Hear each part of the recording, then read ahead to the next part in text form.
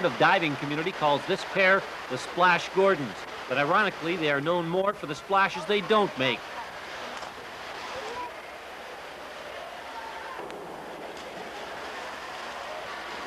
It's dives like these that won the youngest Gordon sister, 11-year-old Paige, the BC Diving Championships in the 12 and under category. First, she went off the 3-meter diving board. Inward 1 1/2 somersault pike. Okay, just staying over the board. Great, okay. This is a new dive for her. It's a backward 1 1/2 somersaults with 1 1/2 twist off the 5-meter platform. It's worth 2.5. It's a lot of dive, but she chose to do it.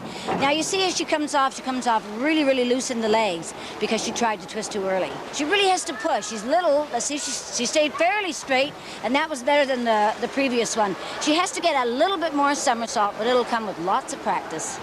We were in Tucson at a training camp over Christmas, and she just said to me, I'm doing a back 1 1/2 somersault, 1 1/2 twist off 5-meter. And I said, Paige, hold it. You're not ready to do it. She said, I'm doing it tomorrow. So I said, okay, if you want to do it, let's do it. And she did it, and she does it very well. But that's the spirit. That's the type of personality and the strong mental attitude that a person needs to be an Olympic champion. What is the most important thing that you do up there? Jump and just keep going. Don't give out in the middle of it. Like, keep going all the way. When you're in the water, do you know if you've done it right or wrong? Yeah, you can feel it. You can feel if you were tight or if your toes are pointed and if you tried or not. Paige has an excellent role model to follow. Her older sister, 13-year-old Megan, who upheld what is fast becoming a Gordon tradition, and that's winning, as she took the 3-meter and platform events. Okay, this is a backward 2 1/2 somersaults, which Megan learned at our training camp in Arizona. It's a very difficult dive. It's worth 2.8. Now that's another compulsory dive, but you see how neat she is, and her entry is quite vertical and clean.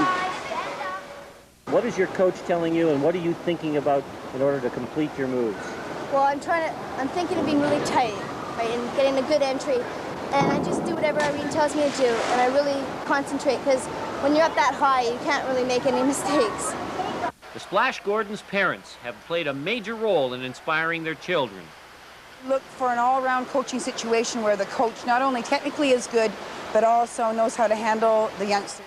And I think that certainly in diving, our children have the best atmosphere that we feel is possible in a competitive sport situation. Both my wife and myself have been there, and I can be very empathetic with them, how they feel at 9 o'clock at night and have to get up again and go in the morning.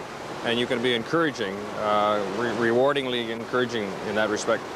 Gazing into the sport's crystal ball, you bet they have a shot at going all the way. And I hope to make the 88 Olympics or 92 Olympics and a lot of meets like that, like world and international meets. The Olympics. Do you think you'll be there in '88? Well, I'm hoping to be there. I want to reach that goal. And Irene thinks that if I work hard, then I can have a shot at it.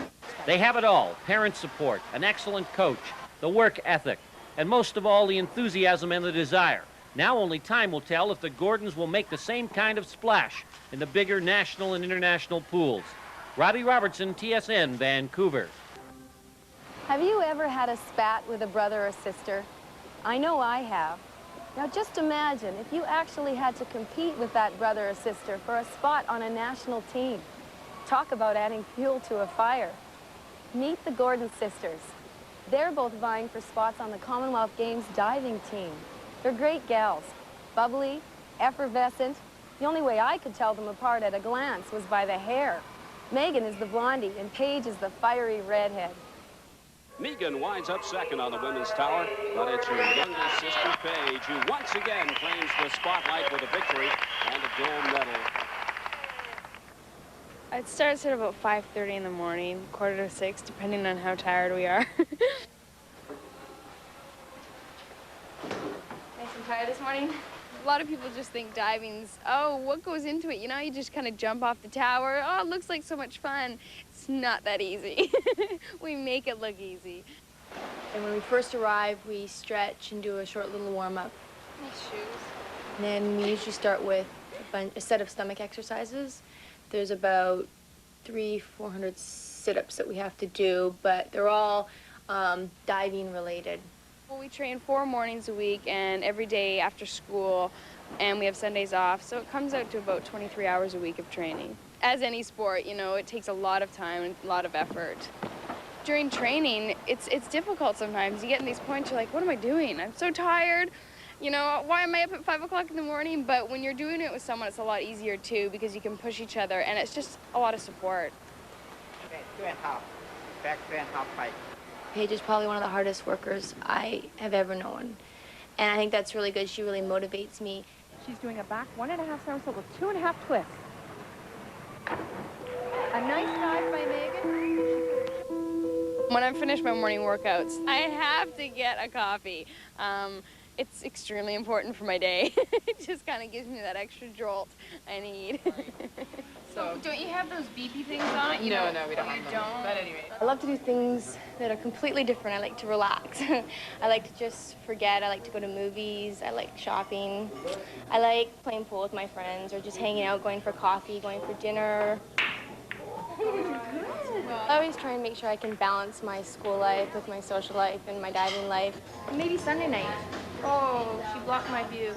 I think that probably they're a little bit unique in that they really do try and live as well-rounded a life as is possible and still train and compete at an international level. I've even written exams on the road. I wrote provincial exams in grade 12 at a nationals in Calgary in between events. So we had a teacher come with me and invigilate it while I was there. You do what you can. My family tries to get together once a week. During the week, it's pretty hard to get us all together. We're all going in our own directions, so Sunday's usually our time that we get together. Where'd you get your haircut? Chris's house. Chris's house? Yeah, he always. You cut your hair. He always does. Right on. My sisters are excellent. Like they ask me like if I'm okay, if I'm all right in school, or if I'm all right. Like if their diving fame is bothering or not. I was like, no, it's all right. I mean, no, I've gotten used to it. An excellent dive and what an entry on the... There's a lot of good things about diving together, diving with your sister. There are a lot of bad things also. I think we get very sick of each other. We're with each other 24 hours a day, and we get on each other's nerves. Seriously, you didn't come pick me up at school? Because I don't want to take a bus. It's between the two of us, I want myself to come out on top. But then after that, I mean, once I'm done, there's nothing more I can do, and I just want the best for her. It is a little bit difficult, though, when one of us makes a team and the other one doesn't. It's sort of like my parents are happy for one and disappointed for the other. A single 8.5 inside for Megan. Missing Olympic team was something that was very devastating. It was something I didn't plan. It's especially hard when my sister makes it, and I don't. I think that's one of the most difficult things, but I think also it's something that really has made them a better person because they're always aware of what the sibling has achieved or not achieved, and I think that helps in the total picture of character development. And a little bit over and ask too much. I've learned that the longer I wait, the more I think, and then the more I realize what I am doing. And when you realize that you're doing a couple 3.5 flips off the 10 meter, you go, wow, look at what can happen to me. When you have a lot of anxiety, you start like not breathing, you have short breaths, and it takes a lot of energy and a lot of control out of you.